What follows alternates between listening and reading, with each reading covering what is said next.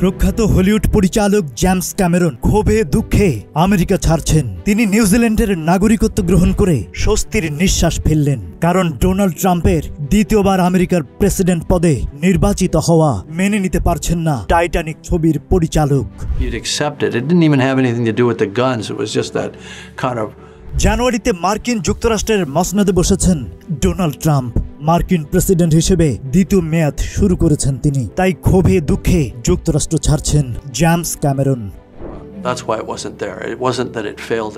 নিউজিল্যান্ডের একটি সংবাদ মাধ্যমের সাক্ষাৎকারে ক্যামেরন বলেছেন, ট্রাম্পের আমলে যুক্তরাষ্ট্রের যা কিছু শালীন তার থেকে বিপরীতগামী হয়ে গেছে। ট্রাম্পের দ্বিতীয়বার নির্বাচন নিয়ে তিনি কি রকম আতঙ্কে ছিলেন এমন প্রশ্নের জবাবে তিনি বলেন, আমি মনে করি এটা ভয়ঙ্কর। আমি চোখের সামনে দেখতে পাচ্ছি যা কিছু শালীন তার উল্টো দিকে মোড় ঘুরছে। ঐতিহাসিক দিক থেকে যুক্তরাষ্ট্র যুগ যুগ ধরে যে আদর্শের ওপর দাঁড়িয়ে আছে তার পক্ষে না থাকাটাও মার্কিন নাগরিকরা মেনে নিতে পারেন না। এটা পুরোটাই ফাঁপা একটি নীতি। আমি মনে করি ওরা যত দ্রুত সম্ভব ওদের লাভের জন্য দেশটাকেও ফাঁকা করে দেবে। যুক্তরাষ্ট্র ও ট্রাম্প সম্পর্কে তার মন্তব্য, প্রতিদিন খবরের কাগজের প্রথম পাতায় আমি ট্রাম্পের মুখ দেখতে চাই না। এটা বিরক্তিকর হয়ে যাচ্ছে। নিউজিল্যান্ডে এই রকমটা হয় না। খারাপ খবর ওরা অন্তত তৃতীয় পাতায় স্থান দেয়।